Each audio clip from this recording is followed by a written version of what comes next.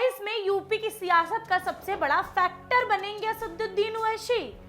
क्या एआईएमआईएम मुस्लिम वोटों में सेंध लगाकर पूरा चुनाव गणित बदल देगा? सोचिए, उत्तर प्रदेश में करीब 19% मुस्लिम मतदाता हैं। 2022 में इसका बड़ा हिस्सा अखिलेश यादव के साथ गया। 2024 में तो समर्थन और भी ज्यादा मजबूत दिखा, लेकिन अगर यही वोट 2027 में बट गए तो? ओवैसी खुलकर कह रहे हैं कि मुस्लिम नेतृत्व को अपनी अलग राजनीतिक ताकत बनानी चाहिए। उधर अखिलेश यादव ने भी नई बिसात बिछा दी है। बसपा के पूर्व दिग्गज नसीमुद्दीन सिद्दीकी को पार्टी में शामिल कर सियासी संदेश दे दिया है कि वे किसी भी कीमत पर वोट बैंक में दरार नहीं आने देंगे। तो क्या ये 2027 की असली जंग है? प्रतिनिधित्व बनाम गठबंधन। क्या ओवैसी बनेंगे गेम चेंजर या अखिलेश की राजनीति की रणनीति कर देगी पूरा खेल सेट?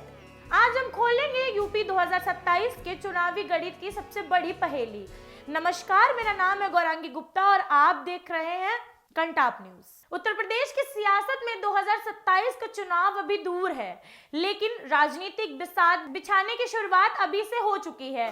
सवाल बड़ा है, क्या असदुद्दीन ओवैसी उत्तर प्रदेश का चुनावी गणित बदल सकेंगे?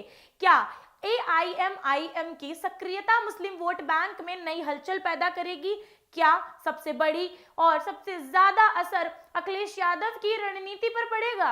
यही वो सवाल है जिसके इर्द गिर्द आज की पूरी राजनीतिक चर्चा हमारी घूम रही है। यूपी की राजनीति में मुस्लिम मतदाता लगभग 19% माने जाते हैं और कई सीटों पर उनकी निर्णायक भूमिका रहती है।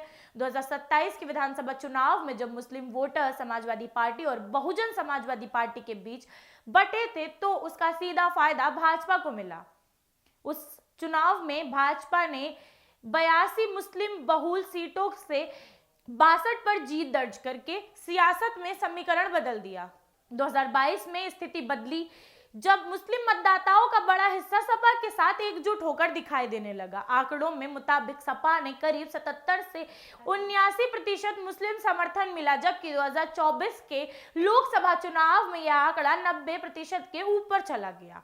यही वजह है कि 2027 में मुस्लिम वोटों को एकजुट सपा में करने के लिए यह जीवन रेखा मानी जा रही है। इसी बीच एआईएमआईएम पार्टी सक्रियता में सामने आ रही है। सपा और कांग्रेस दोनों की चिंताएं बढ़ा दी है। महाराष्ट्र के स्थानीय निकाय चुनावों में एआईएमआईएम पार्टी ने 125 में से ज्यादा सीटें जीतकर संकेत दिया है कि वह क्षेत्रीय स्तर पर संगठन खड़ा करने में सफल हो रही है।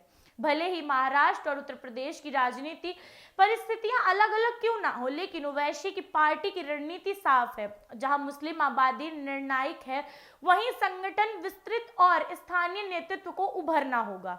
ओवैसी लगातार ये संदेश दे रहे हैं कि मुस्लिम नेतृत्व को खुद अपनी राजनीतिक आवाज बनना चाहिए, ना कि किसी बड़ी पार्टी का केवल वोट बैंक। यही बयानबाजी सपा के लिए चुनौती बनती नजर आ रही है। ओवैसी का यह भी दावा है कि जब मुस्लिम नेतृत्व स्वतंत्र रूप से खड़ा होगा तो पारंपरिक दलों की राजनीति प्रभावित होगी। हाल ही में कांग्रेस अध्यक्ष मल्लिकार्जुन खड़गे का एक वीडियो वायरल हुआ, जिसमें उन्होंने हैदराबाद का जिक्र करते हुए शेरवानी, बिरयानी और परेशानी वाला बयान दिया।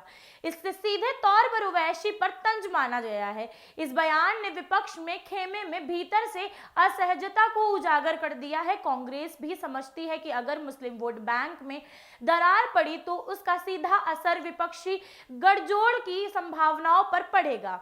ऐसे में 2027 का चुनाव केवल भाजपा बनाम विपक्ष नहीं बल्कि विपक्ष के भीतर नेतृत्व और प्रतिनिधित्व की लड़ाई भी बन सकता है।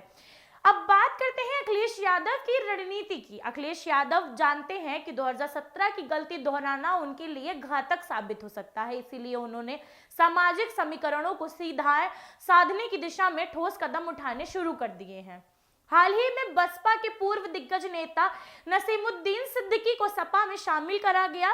कभी मायावती सरकार में मिनी सीएम कहे जाने वाले नसीमुद्दीन सिद्दीकी की एंट्री को मुस्लिम वोटरों के एकजुट रखने की रणनीति के दौर पर एक बड़ा हथियार माना गया है। सपा का मानना है कि नसीमुद्दीन के आने से बसपा की परंपरागत मुस्लिम पकड़ कमजोर हो गई है और ओवैसी के संभावित प्रभाव को भी संतुलित किया जा सकता है। हालांकि राजनीतिक विशेषज्ञों का कहना है कि नसीमुद्दीन अब पहले जैसे जनाधार वाले नेता नहीं रहे हैं। उनकी छवि एक संगठनात्मक और संसाधन प्रबंधन में माहिर नेता की रही है, लेकिन क्या वे जमीनी स्तर पर वोट ट्रांसफर करा पाएंगे, ये सबसे बड़ा सवाल सपा के आगे अब खड़ा हो चुका है। ओवैसी की राजनीति का केंद्र बिंदु पहचानना और प्रतिनिधित्व है कि वे अक्सर कहते हैं कि मुस्लिम समाज को अपनी राजनीति आवाज खुद खोजनी चाहिए। उत्तर प्रदेश में उनका संगठन अभी सीमित है, लेकिन वे पश्चिमी यूपी, पूर्वांचल और कुछ शहरी सीटों पर लगातार सक्रियता बढ़ा रहे हैं। उनका लक्ष्य शायद बड़ी जीत से ज्यादा वोट शेयर बढ़ाना हो सकता है। अगर वे 3 से 5% वोट भी काट लेते हैं तो कई सीटों पर सीधा असर पड़ सकता है। यही वजह है कि सपा सतर्क है। अखिलेश यादव की कोशिश है कि मुस्लिम वोटों को साथ साथ पिछड़ा और दलित समीकरण भी मजबूत रहे। वे जानते हैं कि केवल मुस्लिम वोटों के भरोसे सत्ता पहचानना आसान नहीं होगा और सत्ता बनाना भी बहुत कठिन होगा, इसलिए व्यापक सामाजिक गठजोड़ जरूरी है।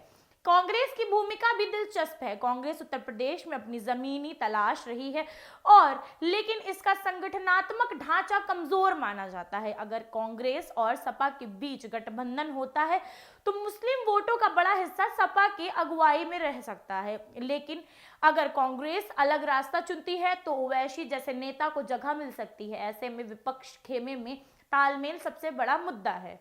भाजपा इस पूरी स्थिति में ध्यान से देख रही है कि 2017 का अनुभव बताता है कि विपक्षी वोटों का बिखराव भाजपा के लिए फायदेमंद होता है।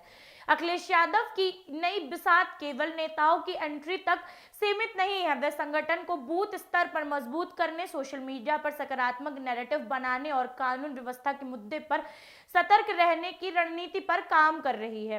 हाल ही में उन्होंने अपने कार्यकर्ता को विवादित छवि से बचने की हिदायत दी है। वह नहीं चाहते कि विपक्ष जैसे जंगल राज उन्हें या बाहुबली के नैरेटिव में फंसाया जाए। 2027 की लड़ाई छवि, गठबंधन और गणित, इन तीनों के संतुलन पर टिकी होगी। राजनीतिक जानकारों का मानना है कि ओवैसी का प्रभाव सीमित सीटों पर ही नहीं असर डालता है, लेकिन प्रतीकात्मक राजनीति पर भी उनका महत्व ज्यादा हो सकता है। अगर वे कुछ सीटों पर सामान्यजनक वोटों और शेयर हासिल कर लेते हैं तो भविष्य की राजनीति में उनकी भूमिका बढ़ सकती है। वहीं सपा की चुनौती ये होगी कि वह मुस्लिम समाज को ये भरोसा दिला पाए कि उनका राजनीतिक दल उनके हित में काम करेगा। सपा के साथ ज्यादा सुरक्षित रहेंगे वो लोग।